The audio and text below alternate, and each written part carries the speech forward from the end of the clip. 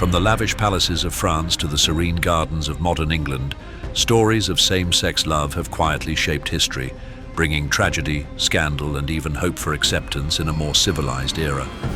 Has society truly progressed, or do prejudices still cling like invisible chains to different hearts? Today, let's delve into 4 more shocking and deeply emotional stories of royals and nobles with ties to England, tales of those who bravely lived their authentic selves. Philippe I, Duke of Orleans. Imagine a French prince whose mother called him "my little girl" and encouraged him to wear women's clothing his entire life. A man who became the grandfather of Europe, yet openly loved men. King Louis XIV's brother-in-law Philippe I, Duke of Orleans, led an extraordinary life, filled with drama and romantic secrets tied even to the British royal family. Could a man truly live fully as his authentic, different self within a court rife with rules and prejudices and still forge a grand legacy? Philippe was born on September 21, 1640, the second son of King Louis XIII of France. From his earliest childhood, Philippe was particularly doted upon by his mother, Anne of Austria. She called him "my little girl" and encouraged him to wear feminine attire. Surprisingly, this habit stayed with Philippe throughout his life. He even frequently attended costume balls dressed in women's clothing. Despite his feminine appearance and demeanor, Philippe possessed unexpected talent on the battlefield. He was renowned as a gifted dancer, but what truly made him stand out was his outstanding military command. He was repeatedly praised for his courage and glorious victories, proving that appearance could not define a royal man. Interestingly, even though Philippe was openly gay and had an effeminate manner, his famous brother, King Louis XIV, tolerated this. Why would a powerful king accept his brother's differences? Perhaps Louis XIV recognized that Philippe's unconcealed nature made him less of a political threat compared to someone who might vie for power. Philippe's deep connection to England was forged through his first marriage. He wed his first cousin, Princess Henrietta of England, daughter of King Charles I, who had been executed during the English Civil War. Henrietta and her family had sought refuge at the French court due to the Puritan regime in England. This marriage was not merely a political alliance, but a link that drew Philippe into the intricate web of European royalty. The marriage to Henrietta was far from happy.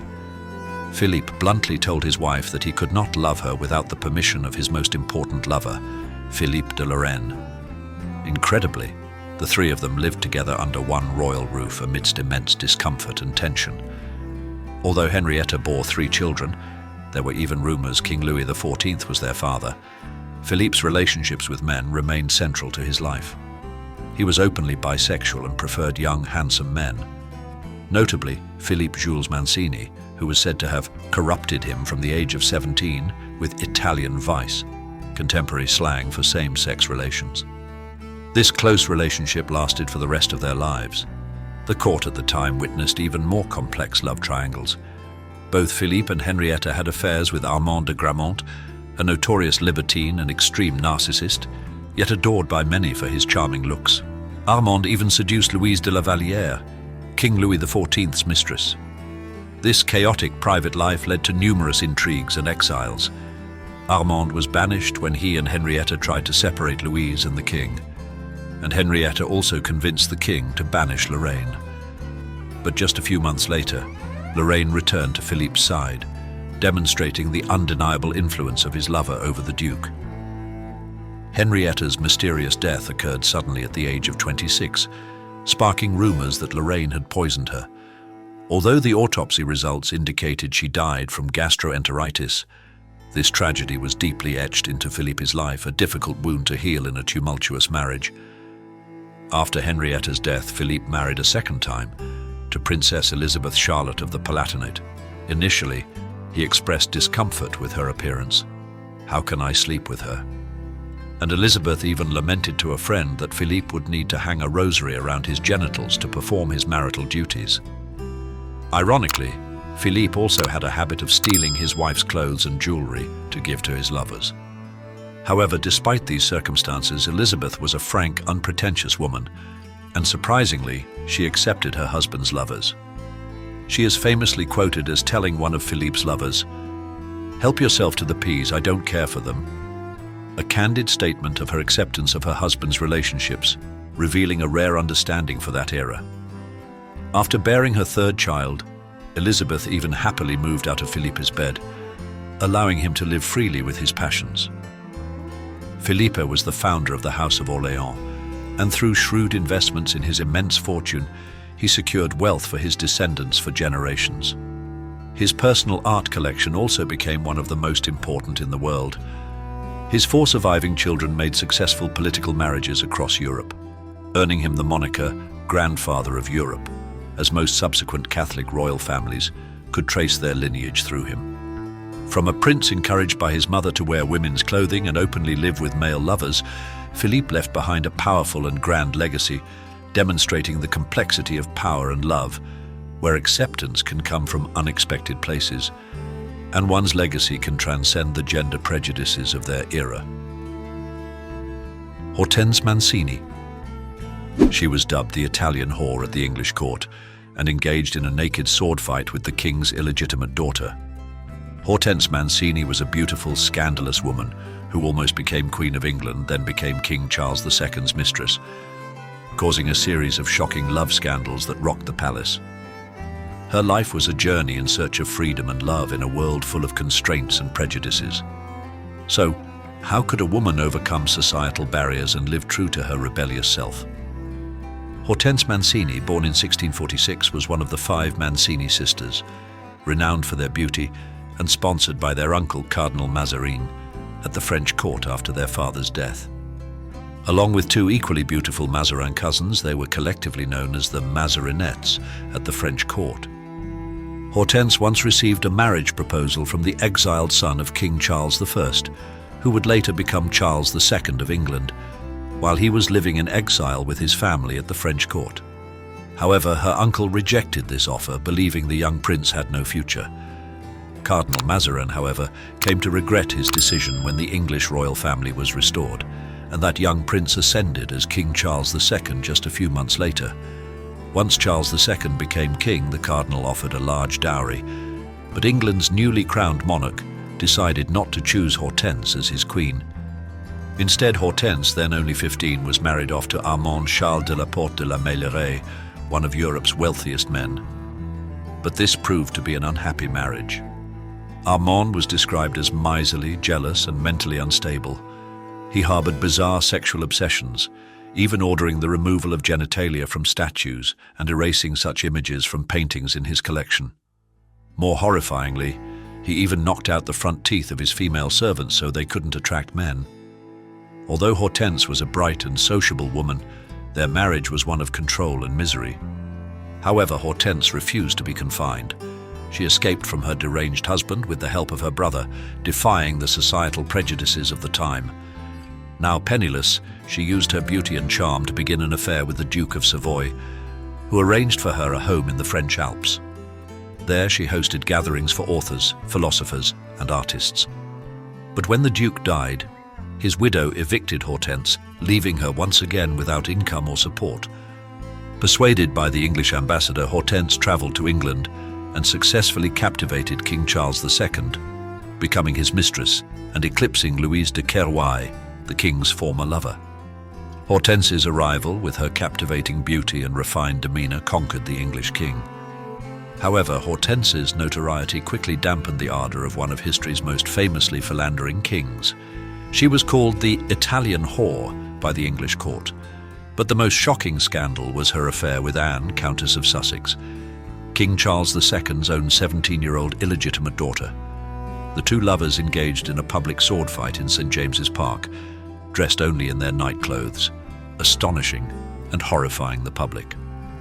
After this scandal, Anne was sent to a convent by her husband, where she missed Hortense so much that she lay in bed all day, kissing a small picture of her lover.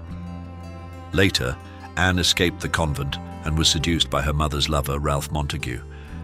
Hortense was subsequently dismissed by Charles II from her position as mistress, but they maintained a friendship. She was granted a country house and a pension. Notably, she was one of the first women to publish memoirs in France. She also had an affair with the writer and playwright Afra Ben, who wrote of her same-sex love for Hortense with passionate words.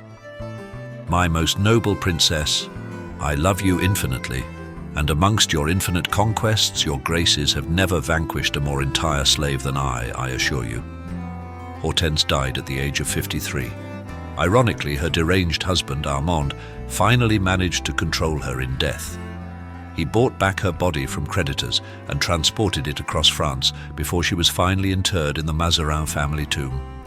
Hortense's story is a testament to the struggle of women in feudal society, where love and personal freedom were often suppressed by prejudice and control. She is a symbol of rebellion and daring to live true to her instincts, a queen of scandalous affairs who never surrendered. Prince Henry of Prussia. He was the grandson of King George I of England, a military genius who never lost a battle, the younger brother of Frederick the Great, yet he openly loved men and nearly became King of America after the Revolution. Prince Henry of Prussia's life was a blend of talent, ambition, and romantic secrets, a story of living in the shadow of a giant and longing for recognition. Could a genius find his own path when destiny seemed to have assigned him a secondary role?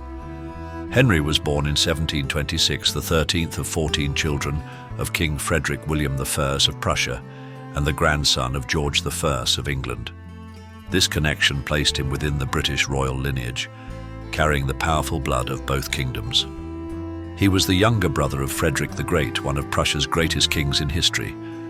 The two brothers shared similar appearances, personalities, and interests in French art and literature, and both had preferences for men.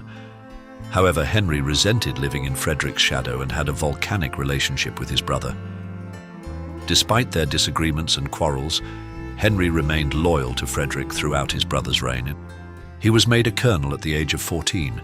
Although family connections may have aided his advancement, Henry proved himself an outstanding military commander, leading troops in the Silesian Wars against Austria, and never losing a battle during the 7 Years' War.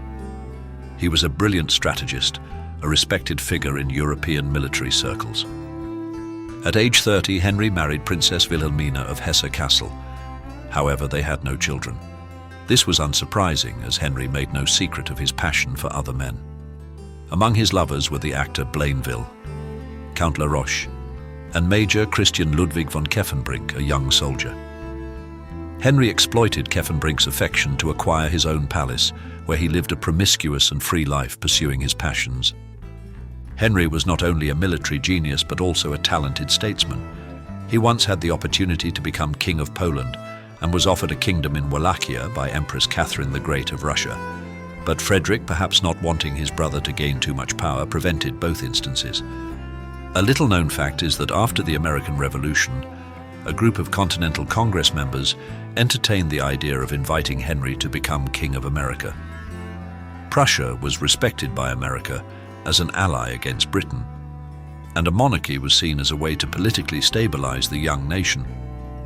However, neither Henry nor most Americans were interested in this idea, and the plan was abandoned. Did America avoid a gay king from Prussia, or did it miss out on a talented leader? After the death of Frederick the Great, Henry became an important advisor to his nephew and great-nephew, Frederick William II and III, in succeeding reigns. Voltaire, a famous philosopher of the time, considered Henry the embodiment of a philosopher king and a beacon of the Age of Enlightenment. Henry died at the age of 76, a remarkably long life for that era. Henry's story is a testament to how talent and status cannot erase societal prejudices, but it also shows the steadfastness in living true to oneself, even in the shadow of others. He lived a life of great achievement and ceaselessly sought personal freedom, even when it went against royal expectations. Lord Ivar Mountbatten. King William II Rufus was denied a Christian burial due to his same-sex love. Edward II was brutally murdered by having a hot iron poker thrust through his anus. Richard II was assassinated at 32 after being forced to abdicate, all for being perceived as homosexual or having same-sex relationships. But hundreds of years later, a member of the British royal family made history. Lord Ivar Mountbatten, the first openly gay royal to have a same-sex marriage in the British royal family, walked down the aisle escorted by his own ex-wife. This is a vivid testament to the astonishing changes of the era, a beacon of hope for a more open future. Can love and acceptance truly triumph over centuries-old prejudices? Lord Ivar Alexander Michael Mountbatten, born in 1963, is Queen Victoria's triple great-grandson, Queen Elizabeth II's third cousin, and Prince Philip's first cousin once removed. This close connection places him in a unique position within royal history, a person carrying long-standing tradition, yet facing modern challenges. Ivar knew he was bisexual from a young age, even while attending private boarding school in England and university in Vermont. Nevertheless, he married Penelope Ann Vere Thompson at 31 and had 3 daughters. Surprisingly, Penelope knew about his sexual orientation before they married. Ivar shared, "Penny knew before we got married that my attractions went both ways. She was very understanding, and I'll always be grateful to her." Despite a 17-year marriage and an amicable divorce, Ivar still faced an internal struggle to accept and openly embrace his true self. He is close to Prince Edward, the Queen's youngest son, and is godfather to Prince Edward's daughter, Lady Louise Windsor. In 2016, Ivar publicly came out in a relationship with airline cabin services director James Coyle, whom he met at a ski resort. This sent shockwaves through the media and public, as it was the first time a British royal family member had openly declared a same-sex sexual orientation. In 2018, they married at Mountbatten's Bridewell Park estate. What was particularly special and meaningful was that Ivar's ex-wife, Penelope, walked him down the aisle and gave him away to James. This act demonstrated acceptance, friendship, and remarkable progress compared to previous eras, where such relationships were considered sinful and worthy of brutal punishment. Their wedding reception also bore a strong personal touch, featuring Churchill's favourite champagne, Pol Roger, and a cheese wedding cake instead of a traditional one. Lord Ivar Mountbatten is the first member of the British royal family to openly come out as gay and have a same-sex marriage. This marked a huge step forward in societal and royal acceptance of the LGBTQ+ community. His story represents hope for a more civilized era where power, love, and the judgment of the age can find balance. His story is not just a personal milestone, but a symbol of cultural and social change. It shows that even within the most traditional and ancient institutions, acceptance and love can triumph over prejudice, opening a new chapter for royal history. He is a living testament to what was once buried in secrecy and fear, now openly celebrated. As the question posed in the previous section asked, power, love, and the judgment of the age, can there ever be a balance? What do you think of these mysterious and challenging love stories? Leave your comments below. If you enjoyed this video, don't forget to hit like and subscribe to the channel so you don't miss our next fascinating and dramatic historical stories. See you next time.